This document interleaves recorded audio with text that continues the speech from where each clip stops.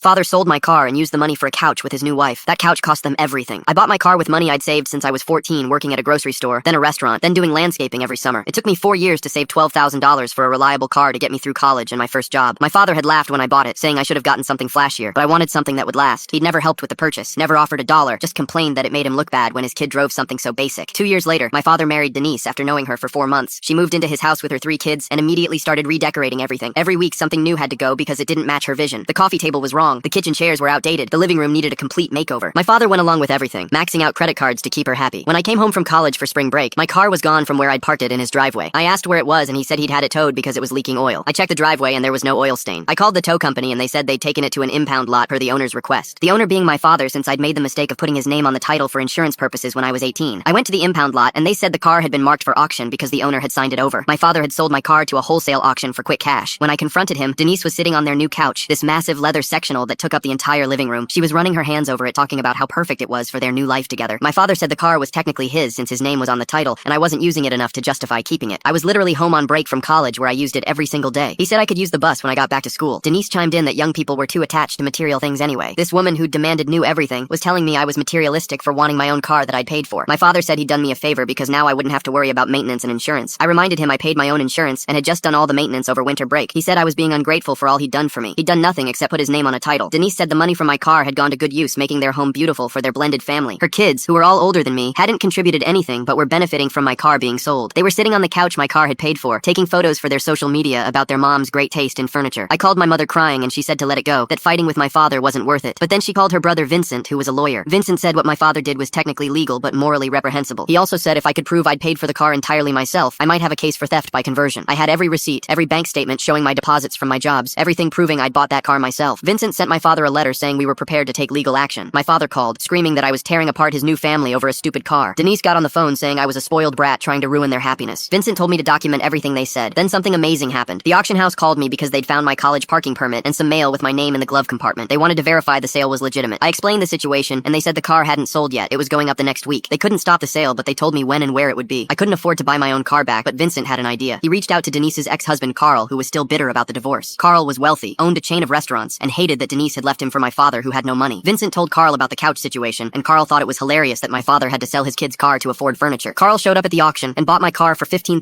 $3,000 more than it was worth, just to drive up the price. Then he called me and said I could have it back for exactly what I'd originally paid for it, $12,000, but I didn't have $12,000 anymore. Carl said I could work it off at his restaurants over the summer and take the car now. The best part was Carl knew Denise would recognize the car. He made sure to drive it past my father's house a few times before giving it to me. Denise saw it and demanded to know why Carl had my car. When she found out he'd bought it to give back to me,